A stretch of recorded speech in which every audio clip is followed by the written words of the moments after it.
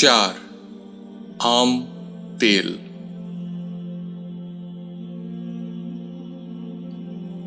বিয়ের পরে সবুজ রঙের একটা ট্রেনে করে ইন্দুবালা যখন শিয়ালদহ স্টেশনে নেমেছিলেন, তখন তার কাছে ইন্ডিয়া দেশটা নতুন। খুলনার কোলাপোতা গ্রামের বাড়ির উঠোনে নিভু নিভু আঁচের সামনে ঠাম্মা বাবার কাছে শোনা গল্পের সাথে তার ঢের অমিল। এত বড় স্টেশন আগে কোনোদিন দেখেননি ইন্দুবালা। আর দেখবেন টাই বা কি করে, এই যে প্রথম ট্রেনে উঠলেন তিনি, নামলেনও।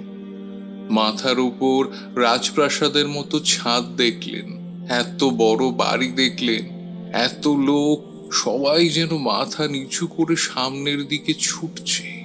কেউ কারো সাথে দুদণ্ড দাঁড়িয়েও একটুও কথা বলছে না, কুশল বিনিময় করছে না, যে যার খেয়ালে আছে। একটু অসতর্ক হলে, চলাফেরার একটু এদিক ওদিক হলে সবাই বুঝি সবার গায়ে হুড়মুড়িয়ে পড়বে।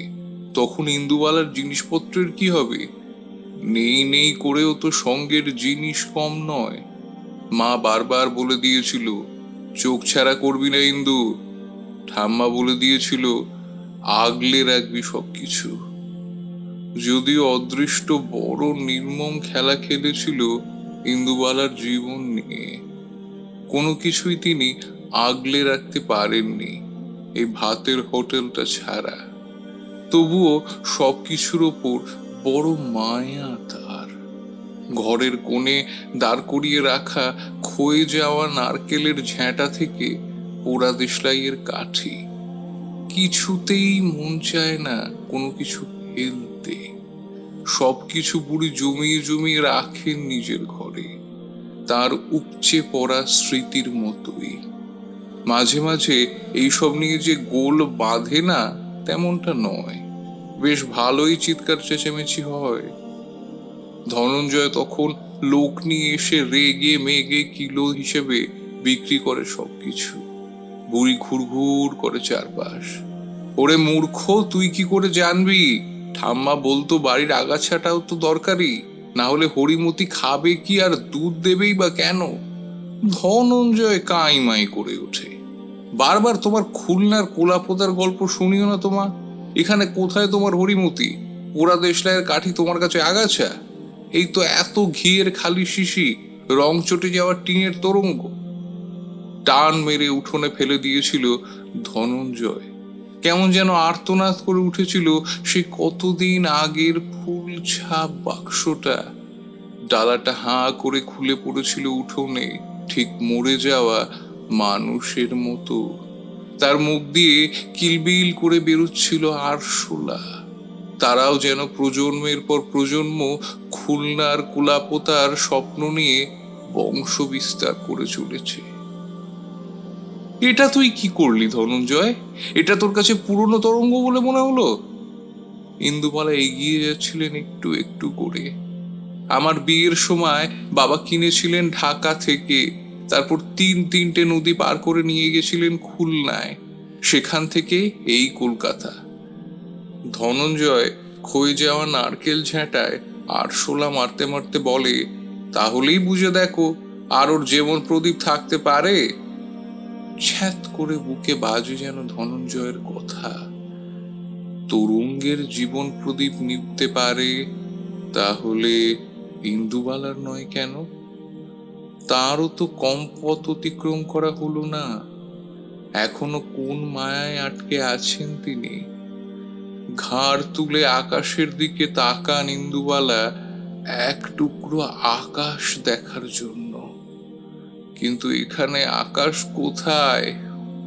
ওই তো চারকোণের চৌখুপ্পি, তার উপরে বাড়ির পেছনের আম গাছটা ঝাঁকড়া হয়ে এসে পড়েছে খানিকটা ভেতরে। কাঁচা আমগুলো যেন পুরুষ্টু হয়ে রয়েছে গ্রীষ্মের রোদের খর তাপে। মন খারাপটা যেন ঝুপ করে গায়েব হয়ে যায় ইন্দুবালার।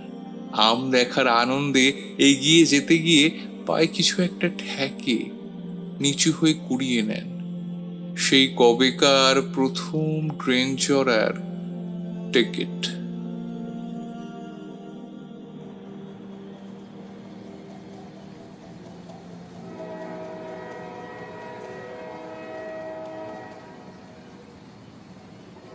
বিলিতি আমরা খাবে গো নতুন বউ, বিলিতি আমরা। হেরিয়ালা হাঁক দিয়ে যায় কামরায়, মুখের সামনে এনে দেখায় আমড়াগুলো।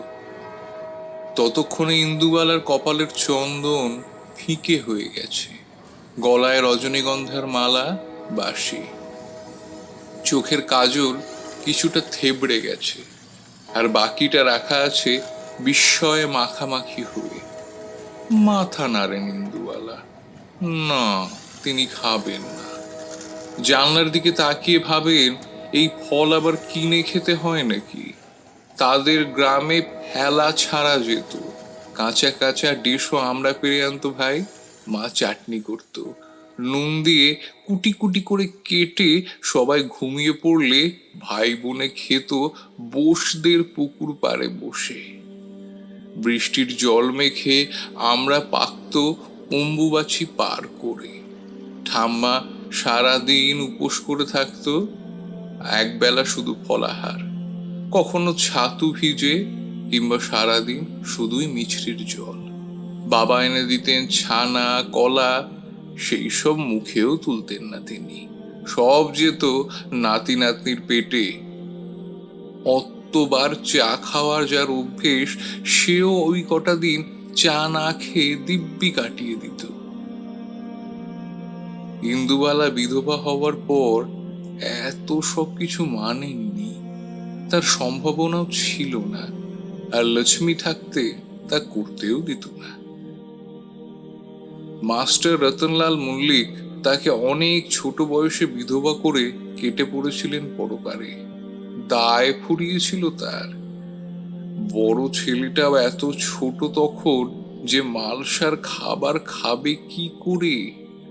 নিজে হাতে স্বামীর মুখাগ্নি করেছিলেন ইন্দুবালা।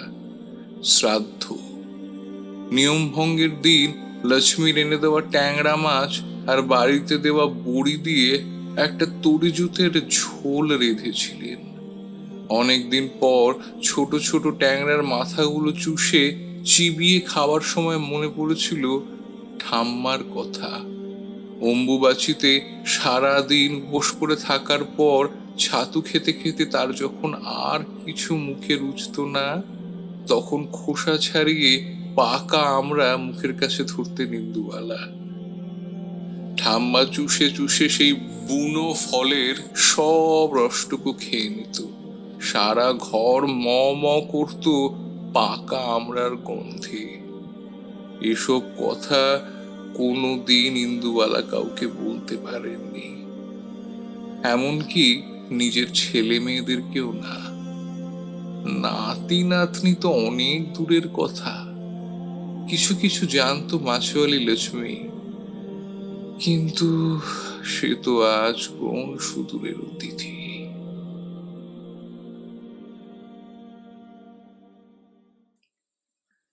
সেদিনের সেই ট্রেনের কামরায় বিলিতি আমরাই শুধু উঠেছিল তাই নয়, চিরুনি, পাতাবাহারের ফুল গাছ, সূচ, বশীকরণের ওষুধ, কৃষ্ণনগরের সরভাজা, শান্তিপুরের ভাজা মিষ্টি, সবকিছু। তার ভাই মাঝে মাঝে বায়না করে খাচ্ছিল, কিন্তু ইন্দুবালার নিজের খেতে ইচ্ছে করেনি কিছু। এমনকি নতুন জরির চুল বাঁধার ফিতে দেখেও কিনতে ইচ্ছে হয়নি। জানলার পাশ দিয়ে তখন বেরিয়ে যাচ্ছিল মাঠঘাট, নদী, নৌকা, গ্রাম, ইঞ্জিনের কয়লার কালো ধোঁয়া। চোখ বড় বড় করে দেখছিলেন তার বয়সী মেয়েরা কাজে যাচ্ছে, কলেজে যাচ্ছে। ইন্দুবালাও তো কলেজ যেতে চেয়েছিলেন, পড়তে চেয়েছিলেন, কিন্তু কোথা থেকে যে কি হলো, মনিরুলের সজল কালো চোখ দুটো বাঁধা থাকলো তার অন্তরে। নকশি কাঁথার মাঠের সাজুর মতোই তাকে সব স্মৃতি উপড়ে নিয়ে চলে আসতে হলো এপারে। আর রূপাই, রূপাই থেকে গেল অনেক দিনের পুরনো অতীত হয়ে। ট্রেনটা জোরে ঝাঁকুনি দিয়ে দাঁড়িয়ে গেল কোন একটা স্টেশনে। কান ফাটানো আওয়াজ শোনা গেল বন্দুকের, ঝুপঝুপ করে ট্রেনের জানলা পড়তে শুরু করলো। একদল ছেলে মেয়েকে ছত্রভঙ্গ করতে পুলিশ লাঠি চালালো, কাঁদানে গ্যাস ছুড়লো। মাস্টার রতনলাল মল্লিকের ঘুম ভেঙে গেল। তিনিও বিরক্ত হয়ে ইন্দুবালার সামনের জানলা ফেলে দিলেন। গোটা কামরায় এক অসহ্য গুমোট গরম, বাইরে চোখ জ্বালা করা ধোঁয়া, কানে এলো গর্জনের মতো স্লোগান, পুলিশ তুমি যতই মারো, মাইনে তোমার 112। পুলিশ তুমি যতই মারো, মাইনে তোমার 112। 112, 112। পুলিশ তুমি যতই মারো, মাইনে তোমার 112। 112, 112। আবার একটা কাঁদানে গ্যাসের সেল ফাটলো। কামরার ভেতরের লোকগুলো কেমন যেন ভয় কুঁকড়ে গেছে। তারই মধ্যে কয়েকটা ছেলে মেয়েকে হুড়মুড়িয়ে ট্রেনের কামরায় উঠতে দেখলো ইন্দুবালা। ঝাঁকুনি দিয়ে ট্রেনটা আবার চলতে শুরু করলো। মাথা ফেটে যে ছেলেটা রক্ত পড়ছে সে চিৎকার করে বলল, ভয় পাবেন না বন্ধুরা, যে রাজ্যের মুখ্যমন্ত্রী দিনে একবেলা করে খাওয়ার পরামর্শ দিয়ে নিজেদের ক্যাবিনেটের মন্ত্রীদের পেট ভরাচ্ছেন, সেই শাসনের অবসান চাই আমরা। যে তীব্র খাদ্যাভাব দেখা দিয়েছে গোটা রাজ্য জুড়ে, সেটা আর যাই হোক এই সরকার সামলাতে অপারগ। তাও আমরা যারা দুবেলা দুমুঠো এখনো খেতে পাচ্ছি, রেশনে গিয়ে পচা চাল আর গম কিনতে পারছি, তারা যদি এগুলো যারা একদম পারছে না তাদের সাহায্যে কিছু দান করেন, তাহলে লোকগুলো অন্তত না খেয়ে মরবে না। কমরেড, দয়া করে ভুলে যাবেন না, এখনো এই দেশে এক বেলাও খাবার না জোটা লোকের সংখ্যাটা অনেক।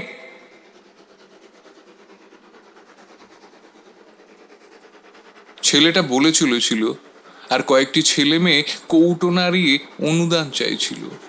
সবটাই ইন্দুবালার কাছে নতুন।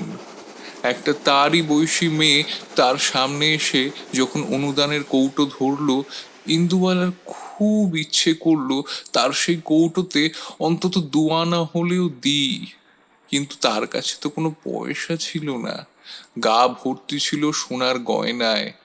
কৌটো ধরা মেয়েটা কেমন অবাক হয়ে তাকিয়েছিল ইন্দুবালার দিকে। তার বর মাস্টার রতনলাল মল্লিক খিঁচিয়ে উঠলে সরে গিয়েছিল মেয়েটা। খারাপ লেগেছিল ইন্দুবালার। মানুষগুলোর পেটের ভাতের জন্য ওরা রাস্তায় নেমেছে, ভিক্ষে করছে। তারা যদি দুবেলা ভরপেট খেতে পারে, তাহলে যে দোরগোড়ায় এসে অভুক্ত দাঁড়াচ্ছে সে পাবে না কেন? সেই ইন্দুবালা তখনও জানতেন না তিনি একদিন একটা ভাতের হোটেলের মালিক হবেন। দুবেলায় তার হোটেলে পাত পড়বে অসংখ্য মানুষের। সেই হোটেল থেকে পয়সা ছাড়াও খাবার বিলির বন্দোবস্ত থাকবে। সেটা 70-এর জ্বালাময় সময় হোক কিংবা তারও অনেক পরে, মানুষগুলোর কাজ হারানোর সময়। সবাই জেনে গিয়েছিল এই একটা জায়গায় এমন এক অন্নপূর্ণা আছেন যার ভাতের হাড়ি কারুর জন্যেই কোনো দিন খালি হয় না।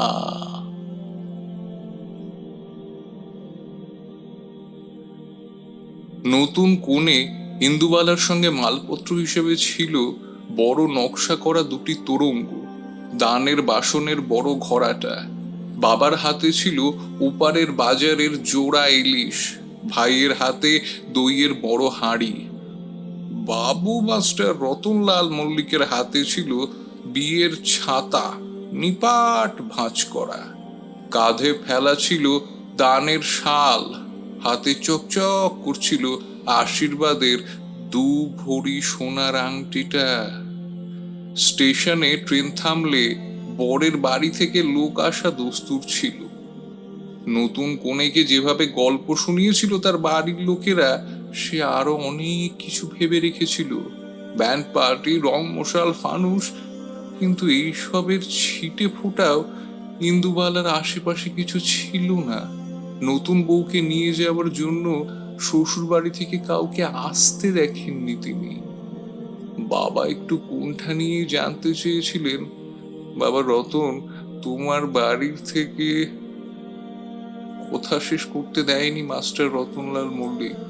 তার সযত্নে লালিত বাবরি চুলের গোছা নেড়ে বলেছিল, তাই তো এখন যে কি করি, বউ ভাতের জোগাড় যত্নে লেগে গেছে কিনা লোকজন।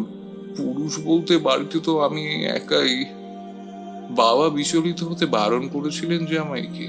তিনি থাকতে চিন্তা তো কিছু নেই, শুধু এত জিনিস বলে লোকজনের খোঁজ করা, তা দুটো কুলি নিলেই হয়ে যায় আর কি। বাবা দুটো কুলির মাথায় তুলে দিয়েছিলেন প্রায় সবটুকু, আর যেটুকু ছিল কুড়িয়ে বাড়িয়ে সবার হাতে হাতে ধরে গেল। কপোতাক্ষর গাঁয়ের মেয়ে যখন ভাগীরথীর পাড়ে এসে প্রথম পা দিল, কেউ শাঁখ বাজালো না, দুধে আলতা মিশিয়ে কেউ পাঁছোয়াতেও পড়ল না, ঈশ্বর পাটনির মতো কেউ আদর করে পার করে দিল না শ্বশুর বাড়ির দোরটা। কিন্তু সে গল্প তো আমাদের জানা। যতই মাস্টার রতনলাল মল্লিক বলুক না কেন বউ ভাতের আয়োজনে বাড়ির সবাই ব্যস্ত আছে, আমরা তো জানি ইন্দুবালার বউ ভাতই হয়নি। কাক পক্ষীটিও টের পায়নি ইন্দুবালার শাশুড়ি এক বংশ ঘটির মাঝে একটা বাঙাল মেয়ে বউ করে নিয়ে আসছেন। বাড়ির সামনে থেকে বাবার ছোট্ট ভাই চলে যাচ্ছে অপমানিত হয়ে, তাদের কেউ একটু জল খাওয়ার কথা পর্যন্ত বলছে না। যে বাবাকে এরপর আর কোনো দিন দেখতে পাবেন না ইন্দুবালা। ভাই গিয়ে যোগ দেবে তারও অনেক পরে ৭১-এর মুক্তিযুদ্ধে। এগুলো আমাদের গল্পের সুতো। ইন্দুবালার ভাষায় বলতে গেলে রোদে থোয়ানো কাসুন্দি। যত তাপ পাবে, বৃষ্টি পাবে, নিজের মৌতাতে মুছতে থাকবে যতনে। কলকাতা শহর তখন বেশ সরগরম। মিছিলের পর মিছিল চলছে রাস্তা জুড়ে। মানুষের পাতে ভাত নেই, মনে সুখ নেই, খাবার নিয়ে যে আন্দোলন হতে পারে ইন্দুবালা জানতেন না এই শহরে না এলে। স্টেশনের বাইরে থেকে অনেক দরদাম করে বাবা একটা ট্যাক্সি ভাড়া করেছিলেন। সেই ট্যাক্সির মধ্যে ইন্দুবালা, তার ভাই, বাবা আর মাস্টার রতনলাল মল্লিক ঠিক এটে গিয়েছিলেন। সঙ্গে ছিল সেই সব জিনিসগুলো যা আজ ধনঞ্জয় কুড়িয়ে বাড়িয়ে ফেলে দিতে চাইছে। ও কি জানে এগুলোর মাহাত্ম্য? গজ গজ করে বুড়ি ভাঙা তোরঙ্গটার সামনে বসেন। ততক্ষণে ডালে ফোড়ন পড়েছে, ৯টা বাজতে চলল, কলেজের ছেলেগুলো খেতে আসবে। ইন্দুবালার কাজের তাড়া পড়ে যায়। ট্যাক্সির জানলার পাশ আর ট্রেনের জানলার ধার ঠিক এক জিনিস নয়। ট্রেনের জানলার পাশে কত গ্রাম, নদী, জলা, জঙ্গল, আর ট্যাক্সির পাশে শুধুই ধূসর শহর, খেতে না পাওয়া মানুষের মিছিল। তখনও প্রথম ট্রেনে ওঠার ঘোরটা যেন কাটেনি ইন্দুবালার। অল্প অল্প মাথাটাও কি টলছিল ট্রেনের দুলুনির সাথে। তার রেশ রয়ে গিয়েছিল অনেক দিন। কলকাতায় এসেই মনিরুলকে লুকিয়ে চিঠি লিখেছিলেন ইন্দুবালা। জানিস মনিরুল, সে যে কি ভীষণ বস্তু তোকে না বলে বোঝাতে পারবো না। আমাদের সেই বাঁশ গাছে দোল খাওয়ার মতো। তুই নিশ্চয়ই এতদিনে ঢাকায় পড়তে চলে গিয়েছিস, অনেক কিছু দেখা হয়ে গেছে তোর, অনেক নতুন বন্ধু হয়েছে। হ্যাঁ রে, আমার কথা আর মনে পড়ে তোর? বোসদের পুকুর, খানার ধারের ল্যাংড়া, গাজনের মাঠ, কপোতাক্ষের ঘাট, আমি কিচ্ছু ভুলিনি মনিরুল। এখনো কি নানি সন্ধে হলে বিষাদ সিন্ধু পড়েন? তুই কি এখনো রাতের আধারে বাঁশি বাজাস, লণ্ঠনের আলোয় পড়িস নকশিকাঁথার মাঠ? ঢাকাতে কি তোর সঙ্গে দেখা হলো আমাদের প্রিয় কবি জসিমউদ্দিনের সাথে? আমার যে সব কথা, সব কিছু বড্ড জানতে ইচ্ছা করছে মনিরুল। আমি যে তোকে... এরপর আর লেখা এগোতে পারেননি ইন্দুবালা। তিনি মনিরুলকে কি ভালোবাসেন, পছন্দ করেন, একসাথে থাকতে চেয়েছিলেন? নিজের কাছে উত্তরগুলো স্পষ্ট নয়, যেমন ঠিক স্পষ্ট নয় স্বামী স্ত্রীর মধ্যে ভালোবাসা আদৌ হয় কিনা, কিংবা ভালোবাসার অপর নাম শুধু শরীর কিনা। যে শরীরটাকে মাস্টার রতনলাল মল্লিক তার 6 বছরের বিবাহিত জীবনে তিনটে বাচ্চার মা বানানোর ফ্যাক্টরি করে দিয়ে হঠাৎ উবে যাবেন কর্পূরের মতো হাওয়ায়। শরীরের সেই না পাওয়া কিংবা প্রচন্ড পাওয়া কষ্টগুলো নিয়ে ইন্দুবালাকে বেঁচে থাকতে হবে দিনের পর দিন। তাও মলিন হবে না স্মৃতিগুলো, মানুষগুলো।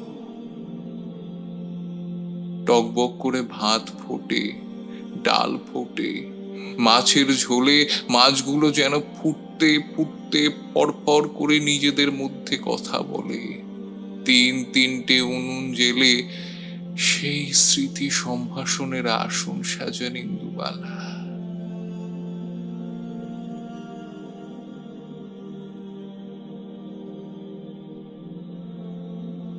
নতুন যে দেশটায়, শহরটায় তিনি এসে পড়লেন, এই দেশ নিয়ে, শহর নিয়ে এর আগে তিনি কম গল্প শুনেননি। বাবার বাবা মানে ইন্দুবালার দাদু একসময় নাকি কাজ করতেন কলকাতার বন্দরে। সেখানে সাহেব সুবোর খাতা লিখে তার দিন গুজরান হতো। বড় বড় জাহাজে করে যে কত শত জিনিস আসতো তার কোনো ইয়ত্তা ছিল না। মেম সাহেবের ছোট্ট চিরুনি থেকে বেলজিয়ামের কাঁচের আয়না, ইন্দুবালার গ্রামের বাড়িতে ঠাকুর দেবতার যা মূর্তি ছিল, লক্ষ্মী থেকে শুরু করে শিব, সব কিছু দাদুর আনা। জার্মান চিনে মাটিতে বানানো সব হিন্দু দেবদেবীর মূর্তি। কলকাতার বড়লোক বাড়িতে ছেলে মেয়েদের খেলার জন্য বিদেশ থেকে আনাতেন বাড়ির লোকেরা। অনেক সময় বিয়ের তত্ত্ব যেত, পুতুলগুলোর তলায় লেখা থাকতো মেড ইন জার্মানি। বেশ নামডাক ছিল এই শিল্পের। ঠাম্মার খেলার জন্য দাদু এসব পুতুল মাঝে মাঝে নিয়ে গেলেও ঠাম্মা সব কিছু সাজিয়ে রাখতো পুজোর ঘরে। লক্ষ্মী, শিব, ব্রহ্মা, বিষ্ণু, মহেশ্বর নিয়ে কেউ খেলে নাকি? শুক্রবার হলেই দাদু বাড়ি ফিরতো শিয়ালদহ স্টেশন হয়ে খুলনায়। একটা সবজেটের ট্রেন দাদুকে নামিয়ে দিত কপোতাক্ষের ওপারে। শনি রবি বাড়ি থেকে সকালে ট্রেন ধরে আবার কলকাতায়। বাবাও দাদুকে অনুসরণ করেছিলেন। দাদুর কাছে কাজ শিখতে শিখতে কলকাতায় পড়াশুনো চালিয়ে যাচ্ছিলেন। হঠাৎ মাঝখান থেকে দেশটা স্বাধীন হলো। শুধু স্বাধীন হলো তাই না, দেশটা দু টুকরো হলো। মনে অনেক কষ্ট আর হতাশা নিয়ে দাদুর সাথে বাবা ফিরে এলেন খুলনার কোলাপোতায়। যা টাকা জমিয়েছিলেন দাদু, সেই টাকায় কিছু জমি কিনলেন, একটা টোল খুললেন, সেখানে পড়াতে শুরু করলেন গ্রামের ছেলে মেয়েদের। বাবা জমি জমার কাজ নিয়ে পড়ে থাকলেন। দেশ ভাগ হয়ে যাবার পর দাদুর কলকাতার অনেক বন্ধু বান্ধব তাকে বারবার বলেছিল ইন্ডিয়াতে থেকে যেতে। দাদু রাজি হননি। যে গ্রামের মাটিতে তার বাবা মা পূর্বপুরুষেরা পঞ্চভূতে বিলীন হয়েছেন, সেখানেই তিনিও থাকতে চেয়েছিলেন। তার অবিচল সিদ্ধান্ত থেকে তাকে কেউ টলাতে পারেনি। তাহলে যেখানে সবাই রয়ে গেল ওই পারে, সেখানে একমাত্র ইন্দুবালা তাদের পিতৃপুরুষের স্মৃতি তর্পণের জন্য কেন রয়ে গেলেন এপারে? কেন বাবার মনে হয়েছিল একমাত্র ইন্দুবালাকেই ওপারে পাঠাতে হবে? অনেকের মতো কেন তিনি নিজেও সিদ্ধান্ত নিলেন না এপারে চলে আসার? ইন্দুবালা জানতেন বাবা শিকড় ছাড়া হতে পারতেন না, মাও না ঠাম্মাও না। আর ভাই, তার কথা শোনার অক্ষরে ইতিহাসে না লেখা থাকলেও ইন্দুবালা জানেন ওই যে মুক্তোর মতো বর্ণ পরিচয়, সেইখানেই লুকিয়ে আছে তার ভাই, লুকিয়ে আছে বাংলা ভাষার রাষ্ট্র গড়ার দাবিতে। গোটা বাড়ির জানলা দরজাগুলো হুটোপাটি করে পড়ার শব্দে ইন্দুবালার ঘুম ভেঙে যায়। দুপুরের হোটেলের কাজকর্ম শেষ করে তাকে এখন একটু গড়িয়ে নিতে হয়, না হলে রাতের দিকে আর উনুনের সামনে দাঁড়াতে পারেন না। কাঁচা ঘুম চোখে তাকান ইন্দুবালা বাইরের দিকে। আকাশ কালো করে মেঘ করেছে, কাল বৈশাখী। কোন রকমে গাঁটের ব্যথা সামলে উঠে পড়েন তিনি। ধনা, ধনা করে চিৎকার করেও ধনঞ্জয়ের কোনো সাড়া পাওয়া যায় না। বাজার করতে গেল নাকি এখনই? ইন্দুবালা কোন রকমে ওপরের ঘরের জানলাগুলো বন্ধ করার চেষ্টা করতে লাগলেন। আর ঠিক তখনই তার নজর গেল উঠোনে। বাগানের গাছটা থেকে টুকটুক করে আম পড়ছে ঝড়ে। সেদিনও কি এমন ঝড়টাই হচ্ছিল না? তবে সেটা ছিল ভোর, আর আজ বিকেল। ইন্দুবালা নামতে থাকেন সিঁড়ি দিয়ে, কিন্তু তার মন যেন ছুটছে। ছুটছেন ইন্দুবালা, ছুটছেন তীর বেগে, হাতে লণ্ঠন। ভোর হতে তখন অনেক দেরি। পেছন পেছন ছুটছে ছোট্ট ভাইটা, তার পেছনে মা, তারও অনেক পেছনে ঠাম্মা। গোটা আমবাগান জুড়ে কোলাপোতার লোকজন যেন জড়ো হয়েছে ওই আধার পড়ে। প্রায় 100 গাছের বাগান যাদের, তারাও এসে জড়ো হয়েছে। শিলের মতো পড়ছে আম। কেউ মারামারি করছে না, রেশারেশি না, সবার কোচর ভরে উঠছে কাঁচা মিঠে ল্যাংড়া বোম্বাই আমে। ঝড়ের সাথে শুরু হচ্ছে বৃষ্টি, কড়কড় করে বাজ পড়ছে।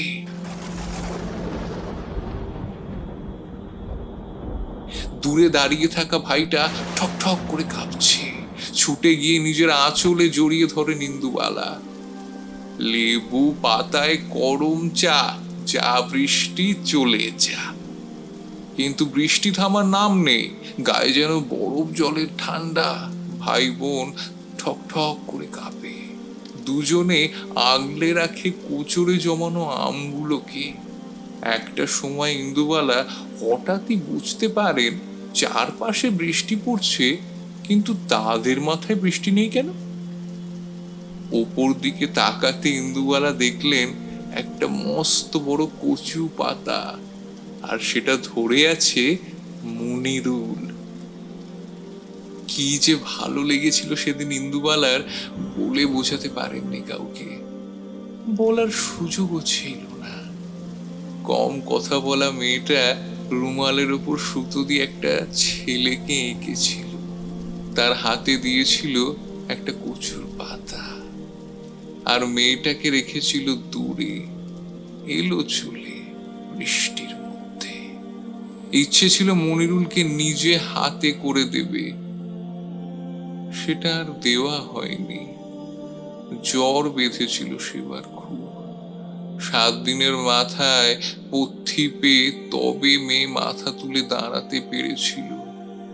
গ্রীষ্মের রোদে ঘর থেকে বেরিয়ে মন ভালো হয়ে গিয়েছিল ইন্দুবালার।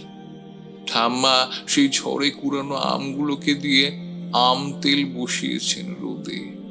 সূর্যদেব গোটা গ্রীষ্মকাল জুড়ে রোদে তাতিয়ে তেলে মিশিয়ে কাঁচা আমগুলোকে জারিয়ে দেবেন নকুলের ঘানির খাঁটি সর্ষের তেলে। তারপর সেই তেল দিয়ে সারা বছর যা খাওয়া দাওয়া চলবে, তার কোনো হিসেবের কুল কিনারা পাওয়া যাবে না। আম তেল দিয়ে মুড়ি মাখা হবে, গরম ভাতে ঘিয়ের বদলে খাওয়া হবে, মাছের ঝোলে বিশেষ করে সরল পুঁটিতে আমের গন্ধ দেওয়ার জন্য আম তেল ব্যবহার হবে। আর গ্রামে পোয়াতির সংখ্যা তো নেহাত কম থাকে না সম্বৎসর, তারাও পাবে। পাতা কুড়োতে এসে খেন্তির মা পাবে, টিফিনে মনিরুল পাবে, ফকিরি গান করতে আসা ভিখারি পাবে, চুরি করে ঠাম্মার আম তেল খেতে খেতে গরমের ছুটির দুপুরগুলো কেটে যাবে।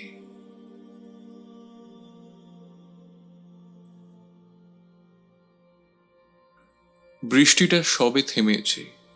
ইদানিং হয়েছে কি, কলকাতার এই ধরনের হুট করে বৃষ্টিতে সবাই কেমন যেন তাল কানা হয়ে যায়। ট্রাফিক সার্জেন্ট থেকে শুরু করে অটো চালক সবাই। প্রদীপ নিজেই ড্রাইভ করে মায়ের সাথে দেখা করতে এসেছে, কিন্তু গাড়ি পার্ক করবে কোথায়? ইন্দুবালার ভাতের হোটেলের সামনে একটু বৃষ্টিতেই গোড়ালি সমান জল। সেখানে আবার কোথায় গর্ত আছে, নর্দমা আছে, সেই সব দেখে গাড়ি পার্ক করতে প্রদীপের অনেকটা সময় লেগে যায়। এতক্ষণে বাড়িটার দিকে তাকানোর সময় হয় তার, আর বাড়িটার দিকে তাকাতেই কেমন যেন কুগে ওঠে মনটা। গোটা বাড়ি জুড়ে অন্ধকার, কেউ কোথাও নেই, এমনকি সামনের বোর্ডে লাগানো আলোটাও আর জ্বলছে না। প্রদীপ অনেকদিন পর মায়ের সাথে দেখা করতে এলো। আসবো আসবো করে তার আশাই হয় না। আজ এইটা কাল ওইটা লেগেই থাকে। আজকে আসার আরো একটা কারণ হচ্ছে, এইবার পাসপোর্টটা ফার্দার রিনিউ করার আগে সে একবার বাংলাদেশ ট্যুর করতে চায়। একটা প্যাকেজও পাচ্ছে প্রায় কিছু না দিয়েই। ছেলে বুবাই বলল, যাও না ঠাম্মির দেশে, কি সব তোমাদের কলাপোতা ফোলাপোতা। আইডিয়াটা খারাপ লাগেনি প্রদীপের। বউ সম্পূর্ণও রাজি হয়েছিল। কর্মসূত্রে স্বামীর সাথে তার বাইরের অনেক দেশ ঘোরা, কিন্তু বাংলাদেশ যাওয়া হয়নি। নিজের চোখে হাতে করে একটু ঢাকায় মসলিন দেখে আসার ইচ্ছে আছে তার, সাথে কিছু কেনারও। এবার মা রাজি হলে তাহলে পাসপোর্টের একটা ঝামেলা থাকবে। মায়ের পুরনো পাসপোর্টটা আছে কিনা সেটাও দেখা দরকার। প্রদীপ যদিও জানে পাসপোর্ট করাতে সময় লাগবে না, বুবাইয়ের বন্ধু কাজ করে ফরেন সার্ভিসে, তাড়াতাড়ি হয়ে যাবে সব। সম্পূর্ণই তাকে ঠেলে পাঠালো একবার কথা তুলবার জন্য। মেজাজ যা মাঝে মাঝে থাকে বুড়ির, বাড়ি থেকে যখন বেরিয়েছিলেন বৃষ্টি ছিল না। এই দিকেই হয়েছে তাহলে, ভালো। প্রদীপ এগিয়ে গেল ভেতরের দরজার দিকে। সিঁড়ির আলো জ্বালালো, বাইরের বারান্দার। না, কোথাও কেউ নেই। দুবার ডাকলো মা মা বলে, উত্তর এলো না। প্রদীপ চিৎকার করে ডাকলো ধনঞ্জয়কে। ধনঞ্জয় নেই। কেমন যেন ভয় পেয়ে গেল প্রদীপ। যদি মা সত্যি না থাকে? এই কথাটা এই প্রথম ভাবলো যেন সিনিয়র সিটিজেনের ক্যাটাগরিতে সবে প্রবেশ করতে যাওয়া প্রদীপ। এমন ভাবে কোনোদিন এর আগে মনে হয়নি। মা থাকলে জগৎটা তার একরকম, আর মা না থাকলে আরেক রকম। বাবাকে তার ঝাপসা মনে পড়ে। ঘুড়ি ওড়ালে বাবা লাটাই ধরা শেখাতো, ব্যাস ওইটুকুই। তাও তো এটা মনে আছে। ভাই আর বোনের সেটুকুও তো মনে নেই। সবটাই তো তিনজনের মাকে ঘিরে। একবার কি তাহলে ফোন করবে ভাইকে, খুকুকে? কিন্তু কি বলবে? ছেনু মিত্তির লেনে ইন্দুবালার ভাতের হোটেলে সে এসেছে, অথচ ইন্দুবালাকে খুঁজে পাচ্ছে না। বাইরের দিকে পাতকো তলায় উঠোনের কাছে এসে আর একবার কাঁপা কাঁপা গলায় ঠেকে উঠল প্রদীপ, মা। এবার খুব শান্ত গলায় উত্তর ভেসে এলো, আয়। প্রদীপ তার মায়ের গলা শুনতে পেল, কিন্তু মাকে সে দেখতে পেল না। তখনই মোবাইলের টর্চ জ্বালালো। কোথায় মা তুমি? আর অবাক হয়ে দেখলো তার মাকে। কাক ভিজে হয়ে সন্ধ্যের উঠোনে ঝাঁকড়া আম গাছের ডালটার নিচে বসে আছেন ইন্দুবালা। চারপাশে জড়ো করা ঝরে পড়া কাঁচা আম। প্রদীপ এগিয়ে যায়, জড়িয়ে ধরে তার মাকে। মা তুমি ঠিক আছো তো? তোমার শরীর ঠিক আছে তো? পড়ে গিয়েছিলে নাকি? এই বয়সে কেউ এইভাবে এত বৃষ্টির মধ্যে? আমাকে ধরো মা, প্লিজ আমাকে ধরো, শক্ত করে ধরো। ইন্দুবালা ছেলের হাত ধরে। সেই আধো আলো আধো অন্ধকারে আধুনিক মোবাইলের এলইডি লাইটে ইন্দুবালা বলে ওঠেন, আমাকে একটু তেল কিনে দিবি খোকা, আম তেল বানাবো।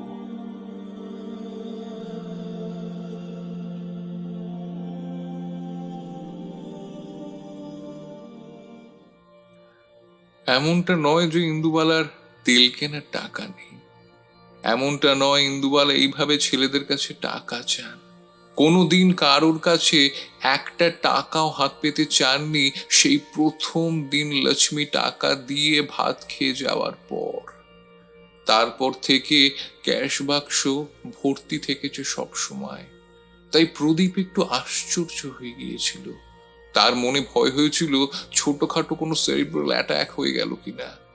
ততক্ষণে সারা রাজ্যের বাজার ঘুরে ধনঞ্জয় এসে গিয়েছিল। প্রদীপ একটুও দেরি না করে অ্যাম্বুলেন্স ডেকেছিল, সোজা নিয়ে গিয়েছিল হসপিটালে। এমার্জেন্সি ডাক্তার বরং উল্টে কথা শোনালো প্রদীপকেই। আম তেল করবেন বলে তেল কিনে দিতে বলেছেন বলে সোজা হসপিটাল নিয়ে চলে এলেন। আচ্ছা ছিল তো মশাই আপনি।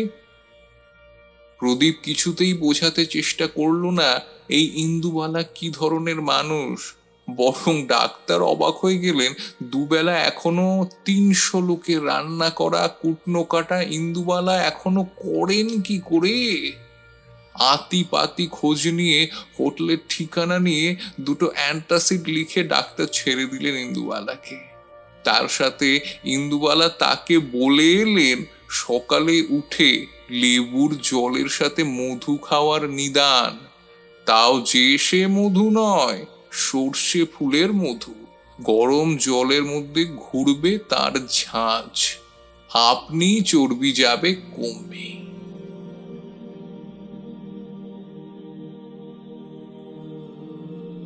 ইন্দুবালার শরীর যখন বেশ ভালো, তেলের মধ্যে আমগুলো যখন বেশ চুবো চুবো হয়ে ঘুরে বেড়াচ্ছে, প্রদীপ তার বউকে নিয়ে এলো একদিন। সেদিন সে কথাটা পারা হয়নি, এবার বলেই ফেললো সাহস করে, যাবে মা আমাদের সাথে বাংলাদেশ। ইন্দুবালা খুব যে একটা গুরুত্বপূর্ণ কাজ করছিলেন তেমনটা নয়, এঁচড় কাটছিলেন হাতে তেল মেখে আঠা পেঁচিয়ে পেঁচিয়ে। কুটনো কাটা থেমে গেল তার। বিয়ের পর যখন দেশ থেকে এসেছিলেন তখন সেটা ছিল পূর্ব পাকিস্তান, আর আজ সেটা বাংলাদেশ। তার ছেলে বলছে মাকে একবার বাংলাদেশ ঘোরাবে। সত্যি কানে ঠিক শুনছেন তিনি? কোনো ছলনায় এরা আবার এসে জোটেনি তো এই সাত সকালে। উঠে পড়েন ইন্দুবালা, পড়ে থাকে আধ কাটে এঁচড়, ডালনার না কাটা আলু, মোচা, আরো অনেক তরি তরকারি। ছেলের কাছে এগিয়ে এসে জানতে চান, হঠাৎ বাংলাদেশ যাওয়ার কথা বলছিস কেন? আমি না মরা পর্যন্ত এই বাড়ি তোমরা বিক্রি করতে পারবে না খোকা। প্রদীপ হো হো করে হাসে। তুমি কি করে ভাবলে আমি বাড়ি বিক্রি করার জন্য তোমাকে বাংলাদেশের লোভ দেখাবো? ইন্দুবালা বিশ্বাস করেন না তার ছেলে মেয়েদের। এই তো সামনের চক্রবর্তী বাড়ির মেয়ে দুটো বাবাকে বৃদ্ধাশ্রমে পাঠিয়ে দিয়ে বাড়ি বিক্রি করে ফ্ল্যাট তুলে দিল। সম্পূর্ণ এবার এগিয়ে আসে। ইন্দুবালার বড় ছেলের বউ কম কথা বলে, কিন্তু যেটুকু বলে কাটা কাটা, তীক্ষ্ণ, নুন ছড়ানোর মতো। আপনি ভুল বুঝছেন মা, চক্রবর্তী বাড়ির সাথে আপনার ছেলে মেয়েদের গোলাবেন না। আমরা বাংলাদেশের ট্যুর প্ল্যান করছিলাম। প্রদীপ তাই ভেবেছিল আপনি গেলে আমাদের ভালো লাগবে। ও তো কোনোদিন দেখেনি। কলকাতা স্টেশন থেকে এখন ট্রেনও ছাড়ছে, মৈত্রী এক্সপ্রেস। এর মধ্যে বাড়ি বিক্রির কথা আসছে কি করে? আর আমাদের সবার তো বাড়ি আছে মা।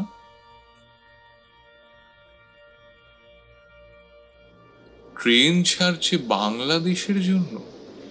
এই বড় খবরটা ইন্দুবালার কাছে ছিল না এতদিন। ট্রেনে করে যাওয়া যাবে খুলনা? বড় ছেলে বলে যাবে। ইন্দুবালা প্রশ্ন করে, জানলার ধারে সিট পাবো খোকা? প্রদীপ জানিয়ে দেয়, পাবে। আমরা একটা কুপ রিজার্ভেশন করে নেব মা, সেখানে আমরা তিনজন ছাড়া আর কেউ থাকবে না। কেমন যেন ফুরফুরে মেজাজের হয়ে যান ইন্দুবালা।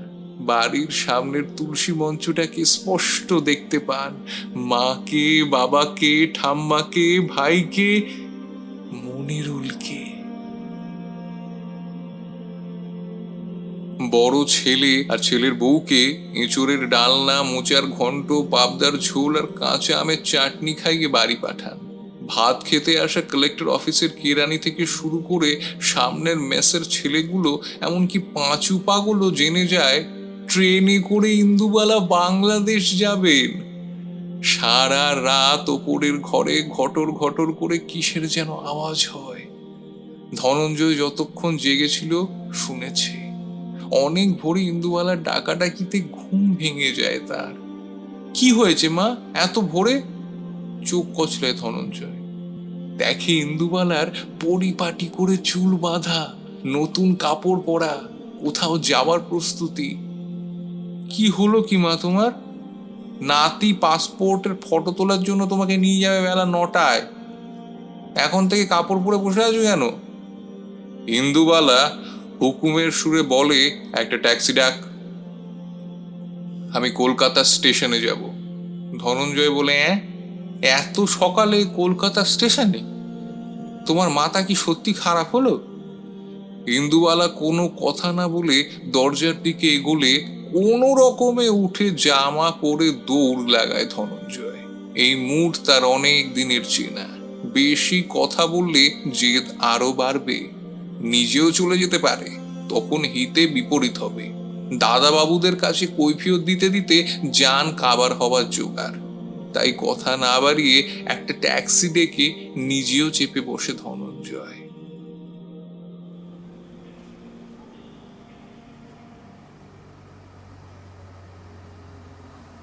দুটো প্ল্যাটফর্ম টিকিট কাটা হয়। ইন্দুবালা বলেন, এই জিজ্ঞেস করতো মৈত্রী এক্সপ্রেস কোন প্ল্যাটফর্ম থেকে ছাড়বে।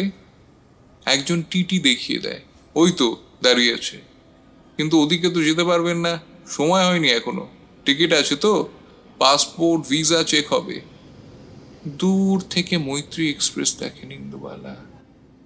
বড় বড় করে বোর্ডে লেখা আছে কলকাতা, খুলনা। কিন্তু সেই আগের ট্রেনটার মতো সবজেটে নয় তো, কেমন যেন ধূসর নীল। আচ্ছা, আপনি ঠিক বলছেন তো ভাই? এই ট্রেনটাই যাবে খুলনা? ইন্দুবালা এবার নিজে জানতে চান। বিরক্ত হন টিটি।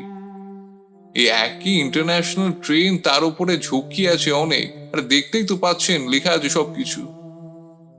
কিন্তু এই ট্রেনের সামনে তো শেষবারের মতো মনিরুলের সঙ্গে দেখা হয়নি ইন্দুবালার। দুই দেশের মধ্যে যখন সব যোগাযোগ বন্ধ, তখন সেই সবজেটে ট্রেনটাই কি একটা থেমে থাকা সময়ের মতো দাঁড়িয়ে থাকতো না শিয়ালদার স্টেশনে? মাঝে মাঝে লক্ষ্মীর সাথে শুধু সেই ট্রেনটাকে দেখবেন বলে চলে আসতেন ইন্দুবালা। সেই ট্রেনের গায়ে হাত দিলে তিনি তার দেশকেও দেখতে পেতেন, গ্রামটাকে দেখতে পেতেন, গন্ধ পেতেন কপোতাক্ষের। না না না, এই ট্রেন তার সেই সবুজ কাঁচা আমতেল রঙের ট্রেন নয়। এই ট্রেন কি করে যাবে খুলনা? বসে পড়েন ইন্দুবালা। চোখ দিয়ে টিপ টিপ করে বৃষ্টির মতো পড়তে থাকে জল। অনেক দিন আগে 71-এ তাদের কোলাপুতার বাড়িটা পুড়িয়ে দিয়েছিল খান সেনারা। বাড়ির সাথে পুড়েছিল মা, ভাই, আরো অনেকে। বাড়িটাকে পাওয়া যাবে না, তিনি নিশ্চিত জানেন। এবার যদি গিয়ে গ্রামটাকেই না খুঁজে পান, যদি বোসপুকুরটাই আর না থাকে, কপোতাক্ষের ঘাট, মনিরুলের বাড়ির উঠোন, বড় খেলার মাঠের ফলসা গাছ, তাহলে কার কাছে ফিরে যাচ্ছেন ইন্দুবালা? কার কাছে? যারা ছিল আজ নেই, নাকি মরেও বেঁচে আছেন ইন্দুবালার মধ্যে? নীরবে কাঁদেন ইন্দুবালা, কিন্তু কান্নাটাও বা কার জন্যে? কোনো সদুত্তর পান না নিজের থেকে। শুধু এক দেশ থেকে অন্য দেশ যাওয়ার মানুষদের ভিড় বাড়ে। তারা দেখেন 70 পেরোনো এক মহিলা চুপ করে বসে আছেন দেশে ফিরবো বলে, যার সত্যি আজ দেশে ফেরার অপেক্ষা করে থাকার কেউ নেই।